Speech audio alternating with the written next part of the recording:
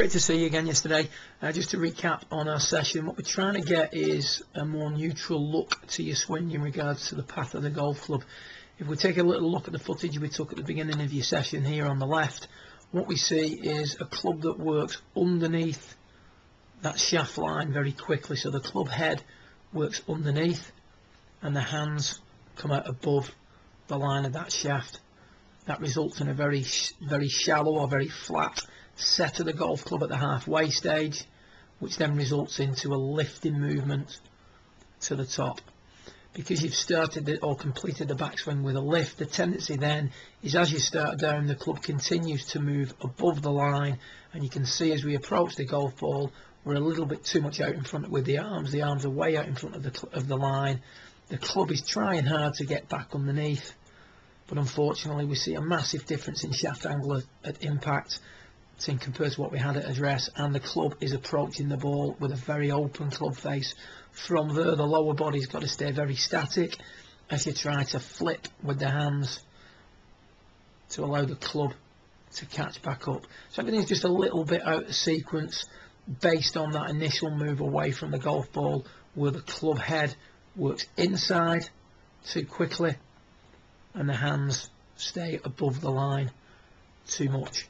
If we then contrast that to the little exercise that we did, we put a white ball down in a direct line with your ball and the target, and a yellow ball down just to the inside of that line.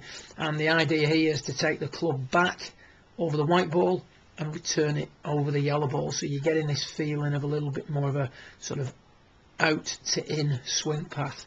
As we take a look at what that has an effect on your swing, the takeaway, the club doesn't work quite as much on the inside and quite as much underneath the shaft line as it did previously. It still works underneath a little bit too much.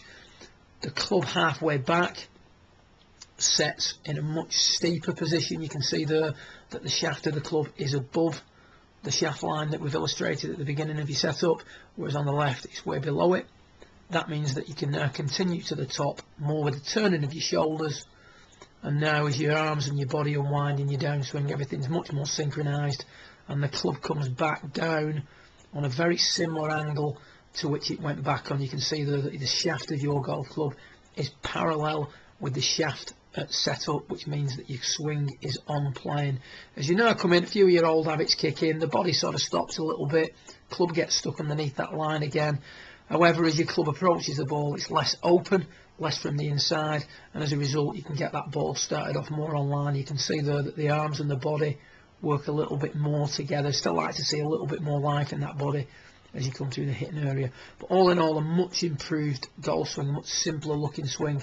So let's just take a look at that again if we compare the two.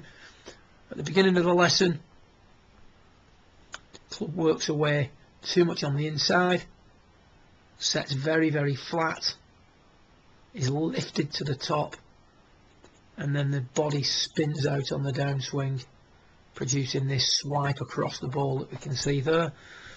If we compare that to the end of the lesson, club goes back more in a straight line, less beneath the shaft line, sets in a much more on-plane position.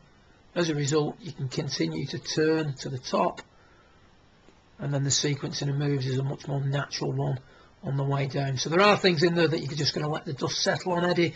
As you get used to this, you'll see a much tighter shot pattern and overall an improved quality of strike. Good luck with it, and see you again soon.